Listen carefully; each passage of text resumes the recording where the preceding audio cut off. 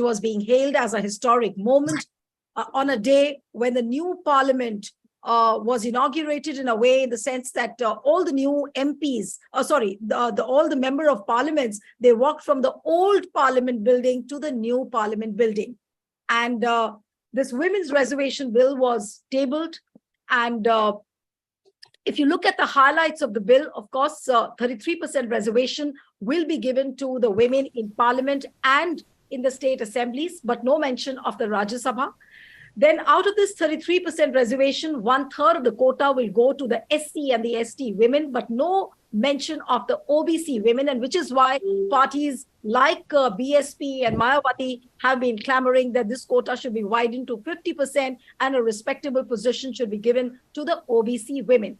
But the biggest catch and the stickiest point of the legislation is that even if the bill is passed by both houses of parliament, it will not be implemented till 2027. Yes, not immediately, but 2027, because the census and the delimitation exercise will have to be done before this law is implemented. Now, of course, after this point has come in light and in the public domain, people have been saying that Modi government has made a vague promise on the women's reservation bill.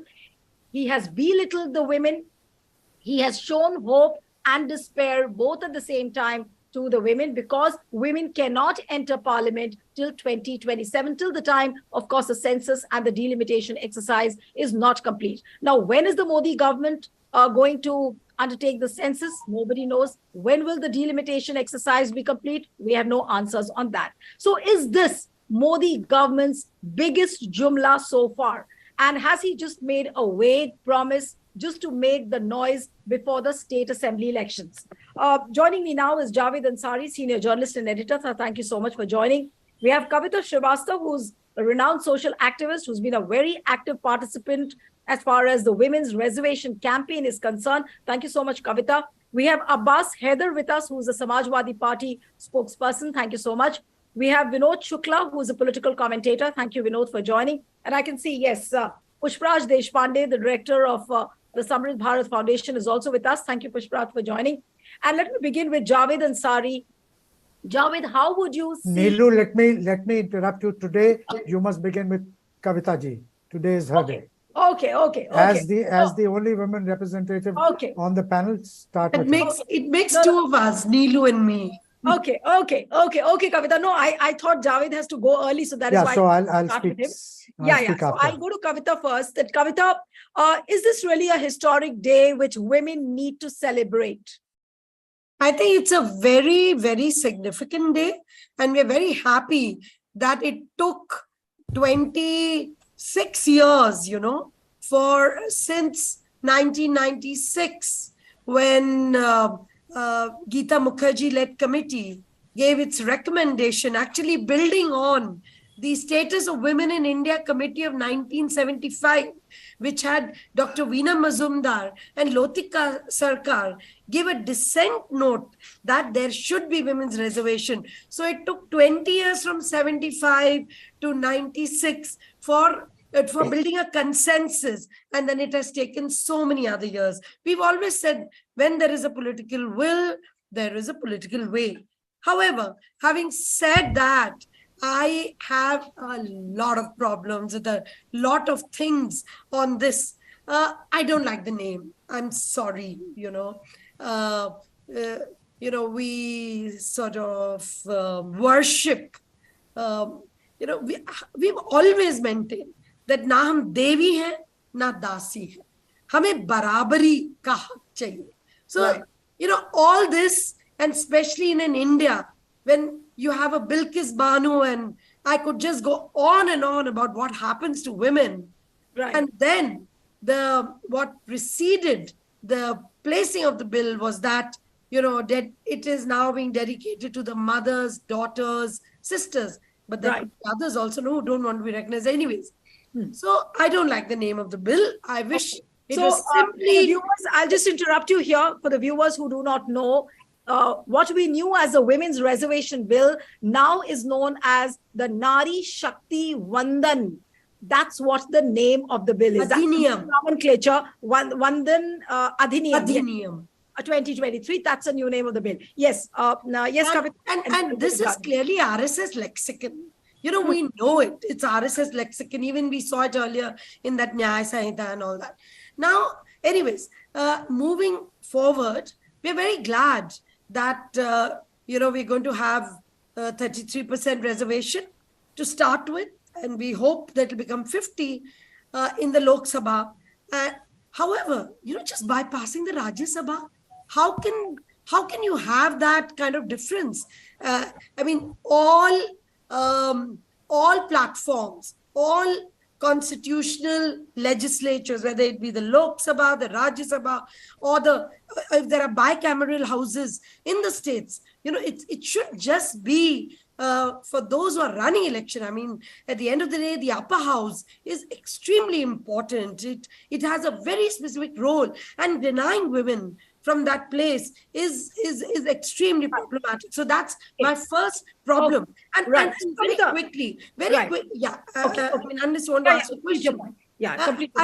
I also would like to say that this particular bill is giving 1/3 reservation to SCST, so it takes it above the national quota of SCSTs, which I really don't have an issue. However, to take, you're just doing a kagazi karewai. You're just doing a paper kind of legislation, because till 2029, till your census, till your delimitation, this is not going to happen. So it gives us real doubts. We thought that it would be like this, 2024, and henceforth, in fact, we thought maybe even for we have 5 states going in for state elections. We thought probably even here it would make an impact when we heard about it for the last 2 days. So we are extremely disappointed at the same time that yes, it is a step forward. We saw the resistance. We saw what 26 years were. We saw how the bill was torn. We saw we had speakers say, Bal kati, par kati, aurte aayengi, all that. We heard all that. So that, of course, has been broken. However, I wish it is properly debated and not just like we saw Article 370, the agriculture bills just sort of drag through CNRC, just sort of bulldoze through. We want it to be debated. We want all the points of views to come. And if it goes for another review, what is the hurry? If it goes for another review and comes back, we are not getting it for either our elections or 2024. Right. You made 2-3 points. Kavita, I'll come back to you now because we have a limited time and I have to go to other guests also. You made 2-3 points. First, you said is a problem with the name that, it's the RSS lexicon. Secondly, why has Rajya Sabha been bypassed? And then, of course, the 1/3 reservation to SCs and STs, but no mention of the OBC. Now, let me go to Javed to understand the political implications. What I want to understand from you, Javed, is that what has Modi achieved today by just tabling the bill and not giving a roadmap of implementation? So this is a Chunavi coming as it does on the eve of the state elections and in the run-up to the big one that will happen next March or April. This has been done without a doubt, with an eye on the polls. The women, like like everybody else now, women are a major voting bloc, which nobody can ignore. Let's not kid ourselves, okay? Let's take those blinkers off. This has not been done for Nari Uthan, okay? It's been done because he believes this is a huge political catchment area. Mr. Modi and Mr. Modi's government has run into rough weather, and he needed, and I have been repeating this, Nuru, on your programs and on Satyindi, in wherever, that he needs one big idea that he can take to the polls. He believes this is one of those big ideas, that it will galvanize women, it will excite them into coming out in numbers, in droves, and voting for it. It's a good step, but it's a false dawn. At least there is one step forward, so it's good. But it's a bridge too far. 2029 is when we can realistically hope to see this legislation bearing fruition of women getting into parliament.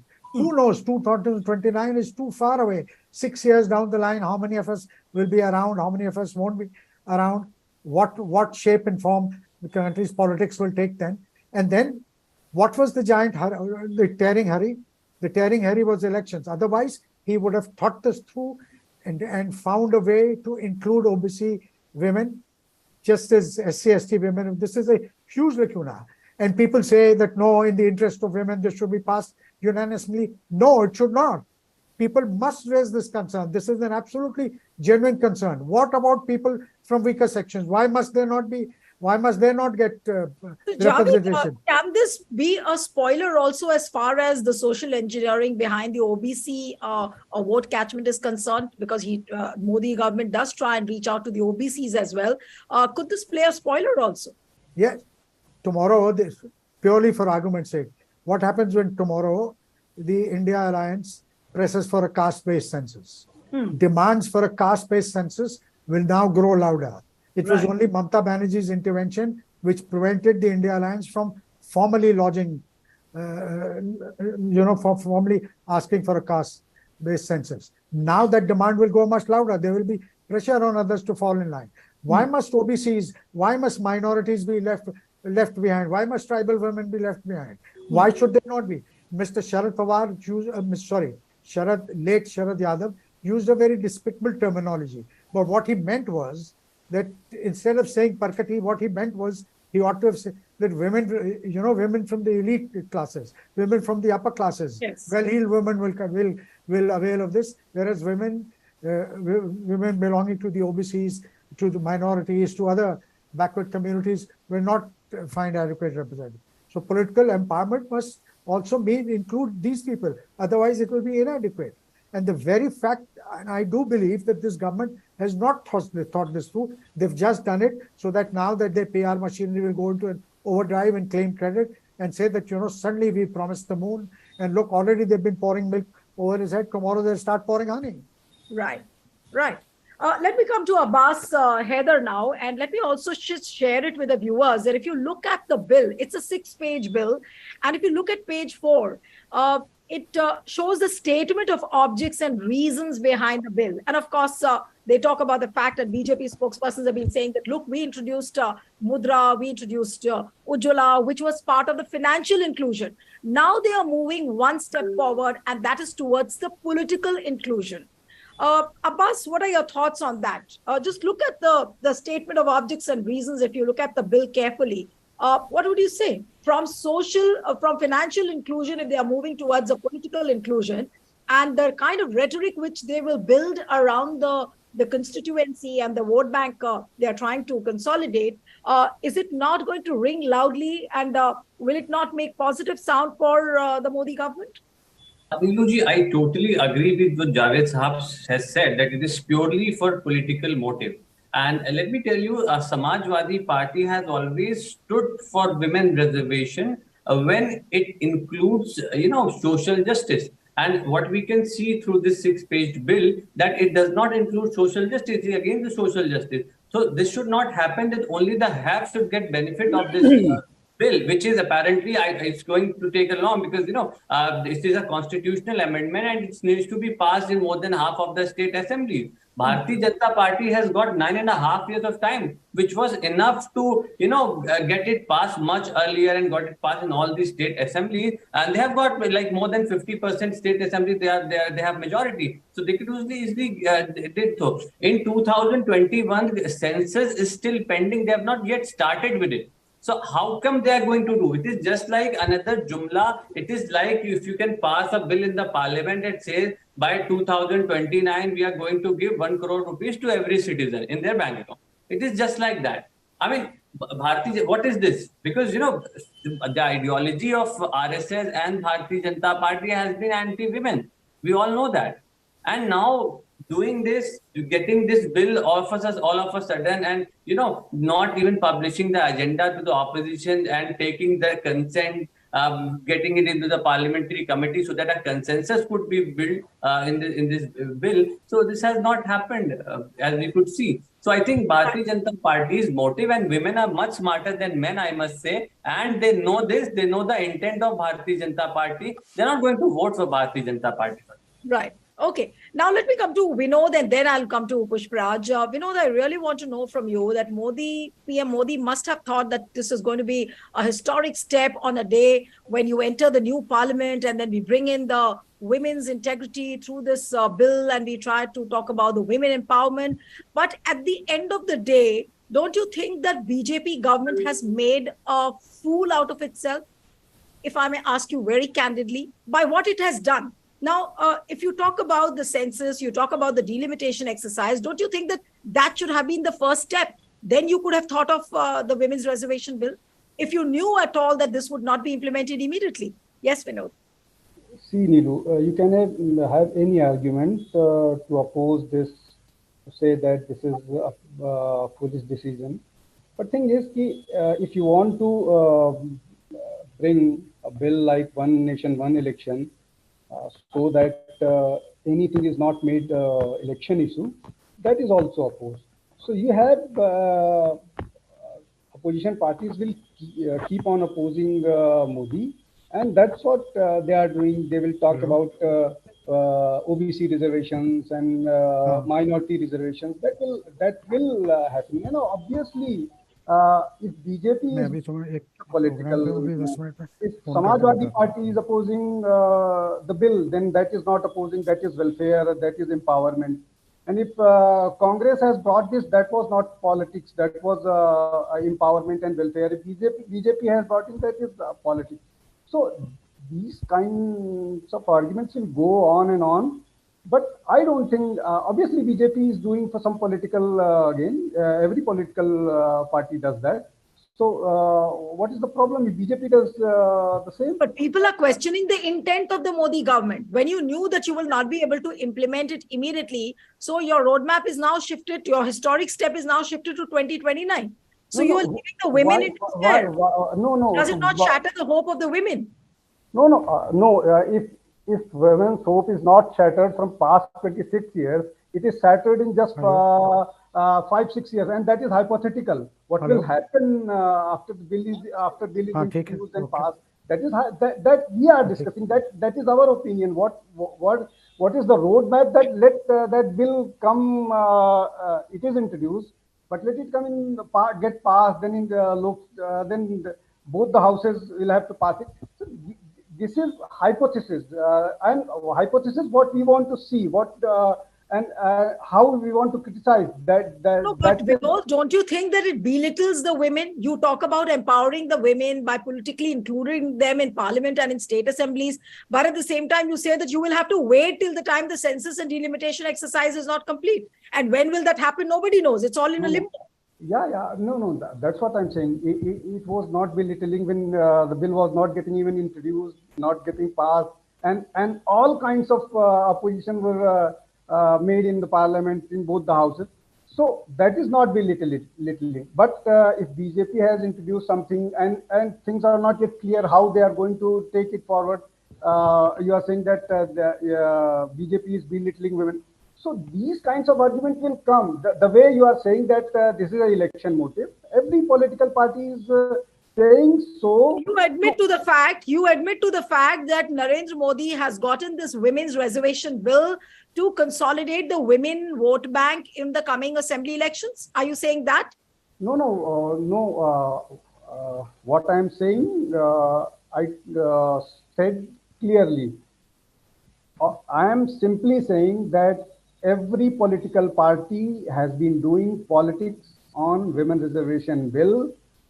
So alleging BJP that only BJP is doing politics and trying to consolidate women vote is not completely true. Every political party, Congress, Samajwadi Party. Okay, so all the other political parties have had their turn to do politics. Now it's BJP's turn to do politics on women's reservation bill. And you've got an apt moment to do this. Is that right, Vinod? And then I'll come to Pushparaj. No, no, no. Why do you want to pose a question and want me to say yes or no? What I wanted to say, I have already said. Don't put a question that is very ambiguous, and I don't want to answer anything in yes or no. I don't think I asked you an ambiguous question, but you've said what you had to say. But Pushparaj, if I may come to you, what is now the opposition parties are saying that of course it's belittling the women. The roadmap for implementation is too far-fetched because we do not know when the census and the delimitation exercise will be complete. But this morning only, when reporters were asking a question of Sonia Gandhi that, what happens to the women's reservation bill, she also made a remark saying that it's ours, ye to apna hai. This is what the comment from Sonia Gandhi was. So the other aspect of this entire women's reservation bill debate today is that to whom does the credit go for the women's reservation bill? Is it Congress? Is it BJP? Because the credit-taking exercise also is there. I mean, no offense meant to the efforts made by people like Kavita. But what are your thoughts on this? And then I'll go to Kavita. Hi, Aniluji. So I think multiple governments since Rajiv Gandhi's government have tried to spearhead this bill. In fact, in 2010, I believe Deve Gowda's government in 1996 had also tried to introduce a bill. And then in 2010, the bill was passed in Rajya Sabha, couldn't be passed in Lok Sabha because the then leader of opposition decided not to play ball, so on and so forth. And now, of course, this government has passed it. So every bill, every government across party lines shares some credit, shares some blame. But let's for the moment move beyond the political motivations behind the 120th Constitution Amendment Bill. Any proponent of equality and social justice would welcome any measure that empowers women and makes our democracy more representative. Frankly speaking, of the 4,120 odd MLAs across India, only 9% are women. And out of the 545 MPs today, 14% of MPs in Lok Sabha are women and 11.5% MPs in Rajya Sabha are women. So in that sense, any move that is disruptive, that disrupts the status quo, that gets more women into parliament is welcome. However, having said that, this bill is logistically a farce because firstly, it has inexplicably tied this bill to the population census and the delimitation exercise, which people have spoken about, which mind you, the 2010 bill, which is still pending in the Rajya Sabha, did not. Now, the BJP government has not conducted the decennial census in 2021, which means that, as people have already pointed out, the earliest this bill can come into effect is after 2029. However, keep this in mind, that is also linked to the population census. If they decide to do that population census only in 2031, there is a possibility that the bill could take effect only in 2034. So basically, BJP government has kicked the can down the road. It wants the credit, but it is outsourcing the nitty-gritties to another government. Secondly, as both the SP spokesperson and Javed Saab have pointed out, the bill does not include any quota for OBC women, which is very surprising given PM Modi's OBC plan. Additionally, it eats into the 84 seats reserved for Dalits and 47 seats reserved for Adivasis. Thirdly, the bill also limits the quota for 15 years.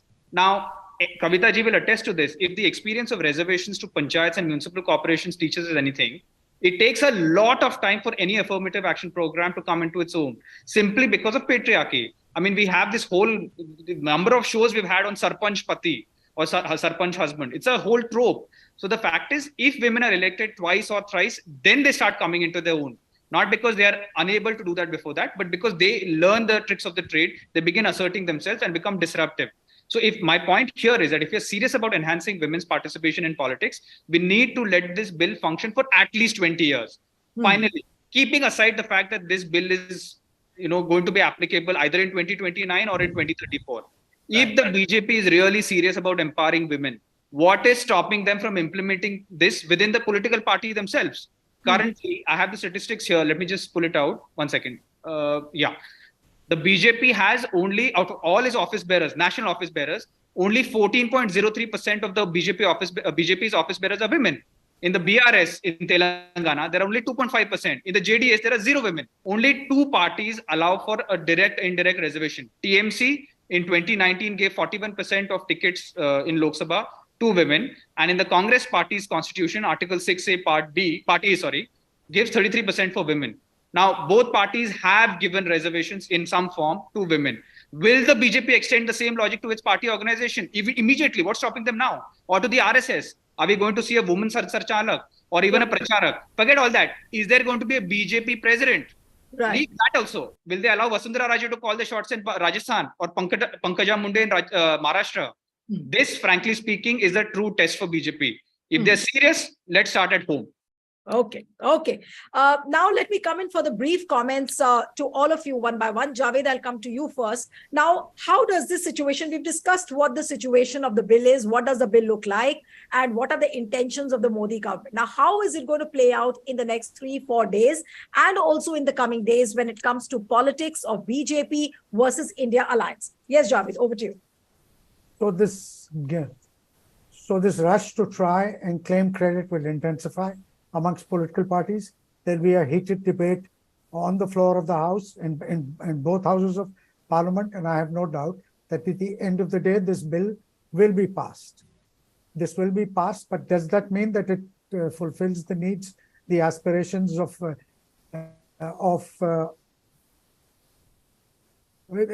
it fulfills the need and aspirations of OBC women, of minorities, of other oppressed women? No. It's a good step. It's a small step, but I wish it had been thought out earlier. What you will see henceforth is a huge intensification of this war to claim credit. The Congress will claim credit, and I don't begrudge any political party or politicians. People are in politics for political reasons. No, politicians, just as we claim credit for doing stories, we are looking for stories. They are looking to do their politics, so that's their right. But the women of India are still a very far. I mean, they've traveled some distance, but there's a longer distance to go before this becomes a reality. Right. Okay. Now let me come to Kavita for a brief comment. Kavita, and keep your comment. I've been quite desperate to talk about two things. See, okay, go ahead. I was silent on the OBC, and I was silent because it requires an argument. I think in the legislature, Lok Sabha and Rajya Sabha and assemblies, there is no reservation for OBCs. There is a constitutional mandate of the percentage of SC/ST, and they reserved. So within that, 1/3 will be women, like we see in the panchayats. But with OBCs, there is no reservation. So if this bill would not have brought in the larger question of OBC reservation, it could not have brought in women, number one. And it could not have randomly just brought the women. It would be another attempt to derail, whatever, even the passage of a bill like it'll be like a paper tiger. I agree with most of the comments that taking it to 2029, is a pipe dream. You once again actually let down the women. You are not being very honest about it. If you were honest about it, you would do it now with whatever you have. After all, you are having elections in December for Rajasthan and all other states. You are having in April, May for the Lok Sabha. So, I mean, ye puri bemani hai. It's dishonesty. To ask you, this is one question that I really wanted to respond, and definitely. But Kavita, I want to ask you, as an activist who's been a very active participant as far as the campaign for women's reservation bill is concerned, what happens to your campaign from here on? Now that the OBCs have not been included, the implementation looks far-fetched. Does that throw a bigger challenge for activists like you? Yeah, I mean, because this, that there was an NFIW application going on for a long time in the Supreme Court.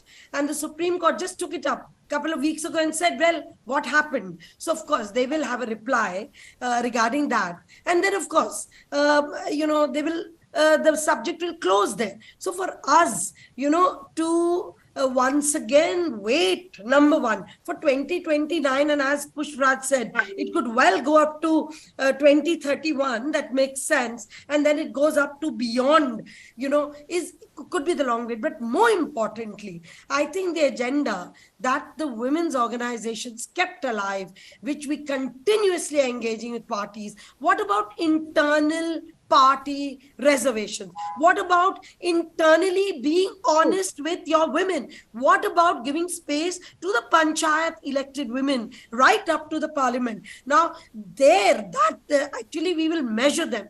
We will measure them for their political commitment to women, to see that in the December 5 state assemblies, how many women are actually given reservations. So in Rajasthan, out of an assembly of 266 women, 66 seats should be women. So at least we should see that amount of women running the race so that they can win and come. So we would definitely do an accountability of each party in terms, and particularly the BJP. If you want to take credit, then chalo yeah, be honest, show some honesty with your lists of whom you're going to run for election, and we'll see it to 2024. We'll see it in cooperatives, we'll see it in all the boards, we'll see it in your own internal structures, management structures. We'll see it all through. And we also want to see the SC/ST everywhere, 1/3 SC/ST everywhere.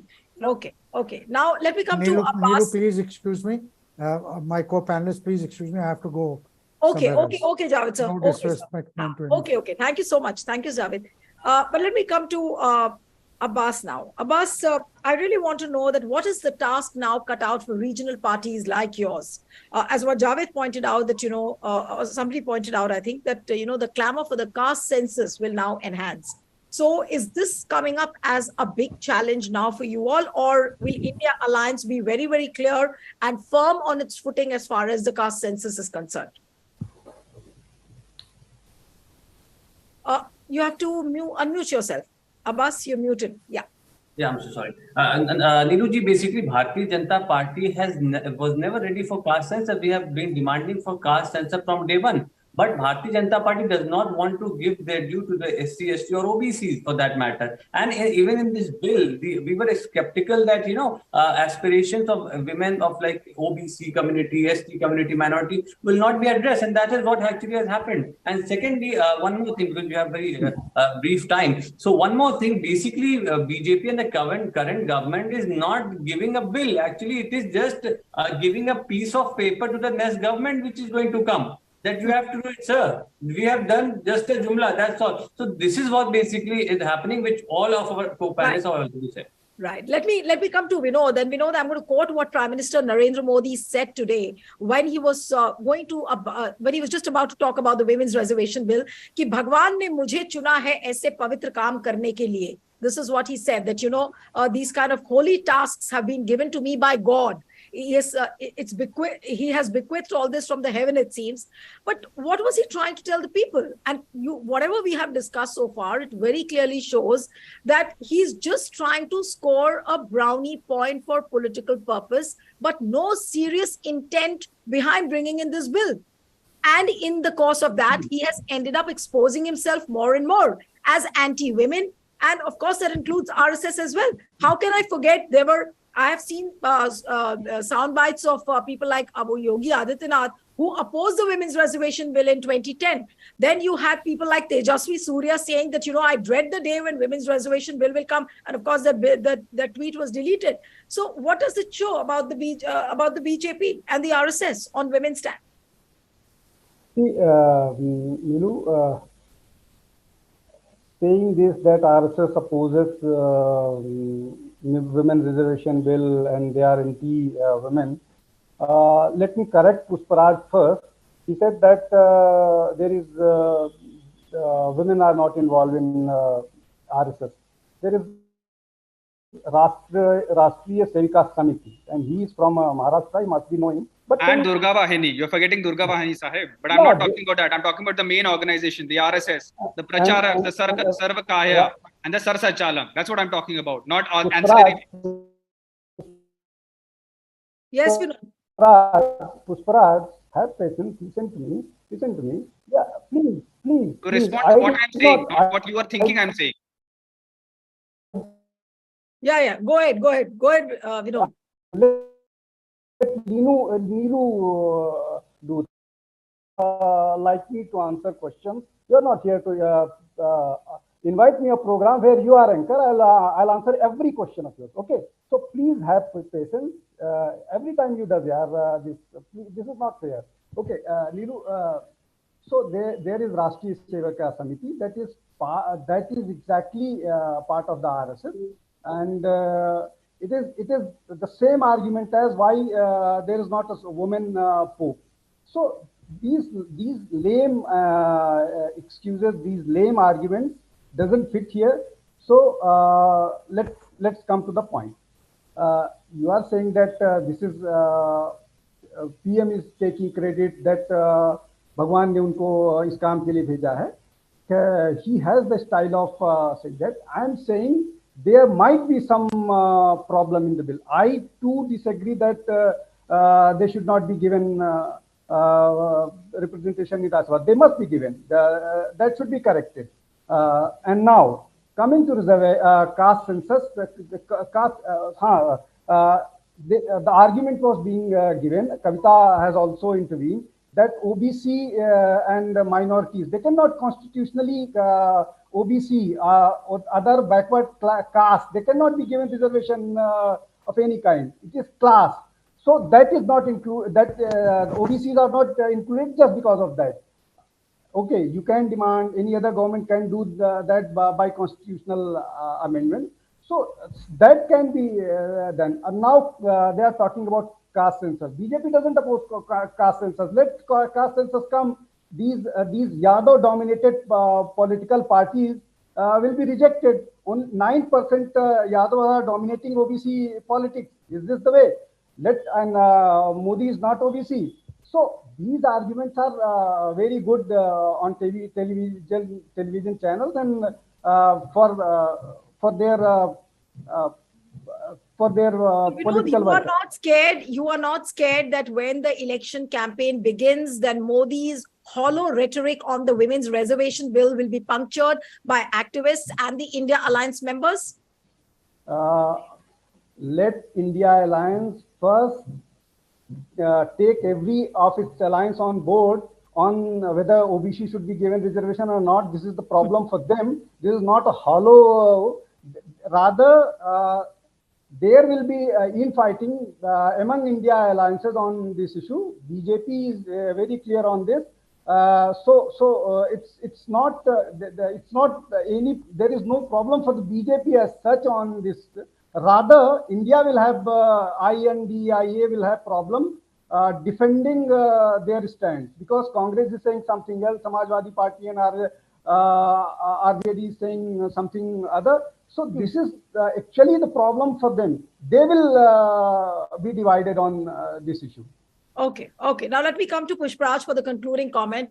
I'm just taking a cue from what Vinod said, that it could lead to some kind of a dissension within the India Alliance. Do you see that possibility, or there'll be a stronger unity as far as caste census is concerned? How do you think see the politics of BJP versus India Alliance panning up in the coming days? No, so let's not get into the BJP versus India. I'm very certain that 26 parties of the 27 in the India parties are committed to the caste census. One of them has already given conditional support to it. I think after this, there's going to be complete support for this. So I don't want to get into the debates of that. There are two specific points that I wanted to respond to this thing that Vinod ji said.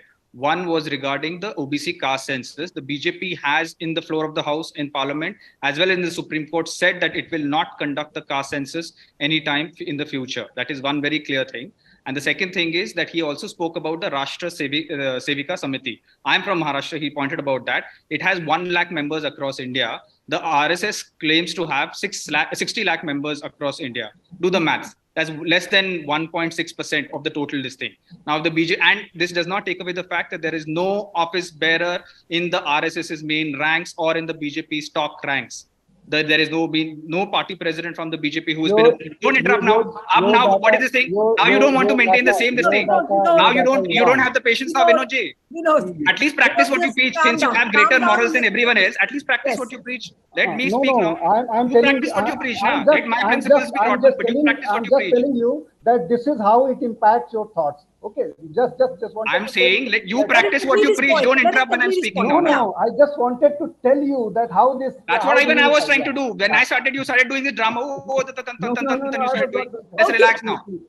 My point is that the RSS and BJP have never been serious about giving women empowerment. It's very clear.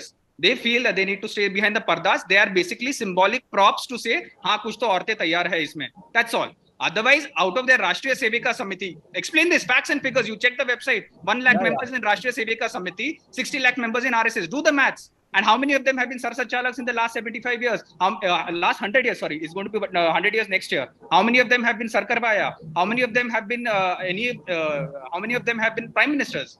Answer those questions. Let the BJP start at home. The buck stops there. Don't do this. RSS for a moment. Tell me, Rajasthan, are you going to prop up Vasundhara Raje as your chief ministerial candidate? Give me that answer, then I'll end the program. No, Neeru, she was the chief minister for 2 terms. She was. So you will decide who will let me why are you not an anchor in Republic? Tell me, is this the same argument? Why are you not anchoring a program in Republic? This is not the logic, Neelu. This is not how it happens. This is not. Let BJP take a call. Let BJP political party take a call. Who will be its chief minister in which state? Okay, both Kavita and Pushparaj are raising their hands. So I just want to say one very small thing. See, Mr. Shukla, you will have to accept that had this bill, despite all its flaws, had it been that it will come in effect immediately for the Lok Sabha elections, okay, it may have needed time to go through state assemblies, so it can't come through till December. Had that little, clause been added that will come into force immediately, from the 1st of April, 2023 or whatever, from the 1st of Jan, I tell you, we would have agreed that, okay, BJP has shown some courage, but this is going to end up as a gimmick. I'm very sorry. And therefore, we don't like our history of fighting for 50 years. From 1975 to now, we don't want it to be reduced into a gimmick. We don't want it to become an election song. That's all I want to tell you. Okay. Pushparaj, you were raising your hand. So does all this end up like an election stunt? Yes. Whether it ends up as an election stunt or not is for history to judge. All I'm saying is that the BJP today is not the BJP under Vajpayee and under Advani at that time. The Vasundhara Raje was chief minister when they were presidents and they were heading the helm. Today, it's a modified BJP. And here, personal loyalty over everything else, ideological clarity, organizational strength, administrative experience triumphs everything else. And the fact of the matter is, Vasundhara Raje will not get a shot, nor will Pankaja Munde in Maharashtra, nor will any women office bearer in any post in the BJP organization or even in the RSS. So the fact of the matter is, let's not talk about the past, what happened 20, 25 years ago. Let's talk about what is happening today, what will happen in the next 6 months. That's the only thing. That's where the buck lies. Put where the card belongs. That's what it is. Okay, so we'll wait and watch as to what happens in the next 4 days. What I'm told is that tomorrow there'll be a discussion in Lok Sabha, and on 21st September, the bill will be tabled in Rajya Sabha. So lots of fireworks I'm expecting in the next 2-3 days. And of course, a lot of sound bites and lots of discussions on that. Thank you so much, Vinod Shukla, Kavita Srivastava, Pushparaj. It was wonderful having you on the program, and one appeal to the viewers who are watching our discussion, subscribe to our channel, send us your feedback, and stay tuned to the Federal. Thank you. Thank you. Thank you.